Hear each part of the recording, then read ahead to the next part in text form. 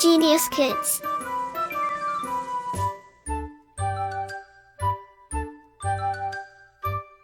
Cultivating love for learning. Chapter 14. The Computer. Today computers are being used not only in big factories, industries, shops and hotels but also in homes. Do you know what a computer is, how it is made, and how it works? Let us accompany Priya and Sandeep who are going to visit a computer factory. Mrs. Neelam Sharma, the neighbor of Priya and Sandeep, works in a computer factory. One morning Priya and Sandeep go to visit her in the factory. They are taken to a demonstration room where Mrs. Sharma receives them. Priya and Sandeep, good morning, Auntie. Mrs. Sharma, good morning, children. Priya, Auntie, we hope we have not disturbed you. Mrs. Sharma, no, not at all. It's a pleasure. Please, take your seats. What can I do for you? Word meaning. Accompany, to go along with, demonstration, the act of demonstrating, hope, to wish for something expected. Priya, well, Auntie, in fact we have come here to know about the computer. Mrs. Sharma, really? Well, I would certainly like to help you. Pointing to a computer, look, this is one. It is nothing more than 40 or 50 grains of sand. These grains of sand are called silicon. They form the base for thousands of very small transistors or microchips which make the computer.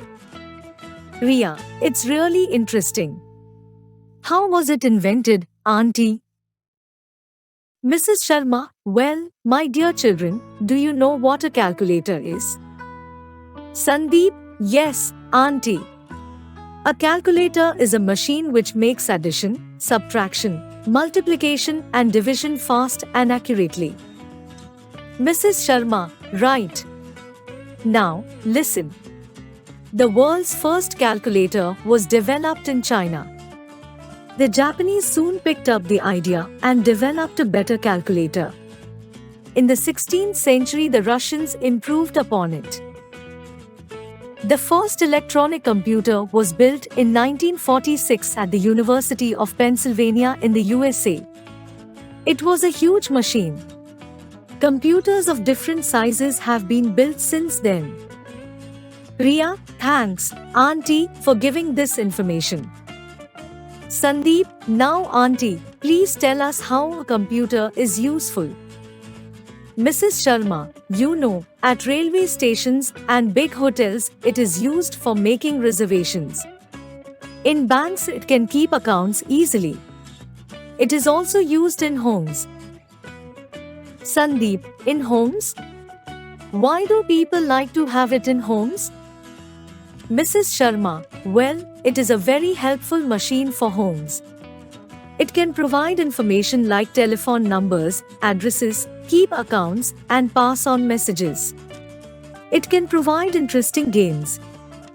It may also teach children. Sandeep, can it teach, Auntie?